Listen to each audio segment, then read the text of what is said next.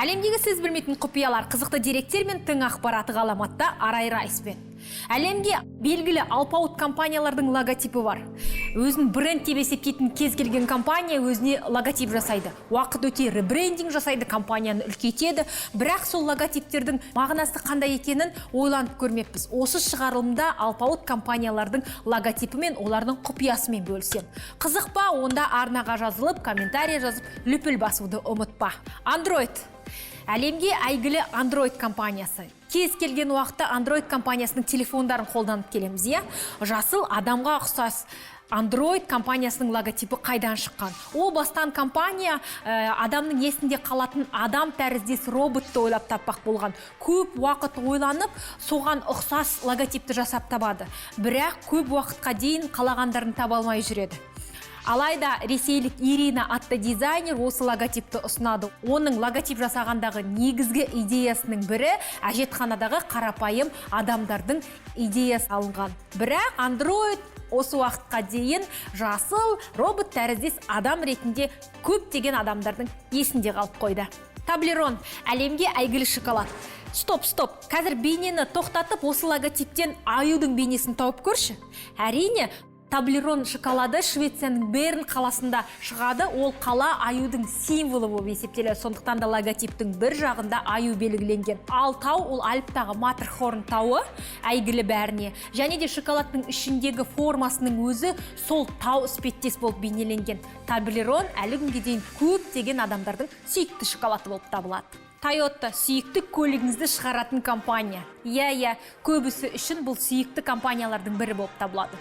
Toyotаның белгісін, логотипін көбісі ковбой шляпа киіп тұр, немесе бас киім киген адам деп болжам жасайды. Алайда Toyotаның логотипінде мүлдем бас киім киген адамның бейнесі жоқ. Тек бар болғаны стильденген дизайнмен жасалған иненің ұшына сабақталған ине мен жіптің мағынасын білдіреді. Неге дейсіз ғой? О бастан Toyota компаниясы машина шығаратын емес, іс машинасын өндіретін компания болған. Сондықтан кейін көтеріле іс машинадан кәдімгідей машинаға өткен. Өндірістің тарихын сақтау үшін Toyota компаниясы осы стильді қолданады. Ал егер оны жекелей алатын болсақ, Toyota сөзі құралады. Сондықтан да компанияның логотипі әлі күнге дейін өзгеріссіз осылай қалған. LG сүйікті техника шығаратын компанияңыз. Компаниядағы адам басына ұқсататын көбісі компьютерлік ойындағы Pac-Man'ге ұқсатады. Бірақ бұл болжам ғана, себебі компанияның басшысы о бастан смайлик, адамға ұқсап тұрған, күліп тұрған адамның басы болсын деген. Себебі тұтынушыларға келгенде біз оны әркез күлкімен қарсы аламыз және олар бізге оралады деген мағынаны берген. Кейбіреулердің сүйікті газдалған сусыны Фанта. Фантаның логотипінде қандай бір құпия немесе мән бар дейсіз ғой? Иә, болмауы мүмкін, бірақ шығу тарихында өте қызықты деректер бар. Coca-Cola компаниясы Фантаны өндіріп шығарған кезде жаңа сусынға бір атау бергісі келеді, немесе логотипті ойлап табайық дейді. Сөйтіп басшысы шағын жиналыс жасап, жұмысшыларды шақырады. Сөйтіп айтады: бізде өндірісте жаңа газдалған сусын пайда болады. Оның атын есте қалатындай етіп сақтауымыз керек. Сіздер фантазияларыңызды қосыңыздар деп тақтаға фантазия сөзін жазады. Іле-шала бір жұмысшы атып тұрып, сусынның атауы Фанта дейді. Міне, барлығына ұнап, осы бастан Фанта сусыны Фанта болып қалған. Apple қазіргі таңда ең танымал бренд. iPhone-ды ұстамайтын, пайдаланбайтын адам жоқ шығар.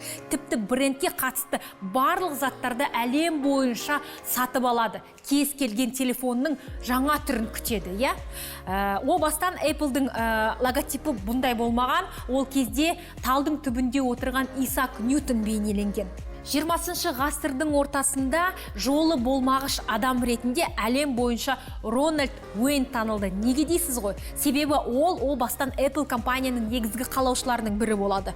Және сол уақытта 10% акциясын не бар $800 сатып жүрген, ойлаңызшы. Қазіргі таңда егер ол сол акциясын сатпағанда әлем бойынша ең бай адамдардың қатарына кіретін еді. Бірақ ол о баста компанияның бастапқы кезінде өзінің акциясын бас тартады.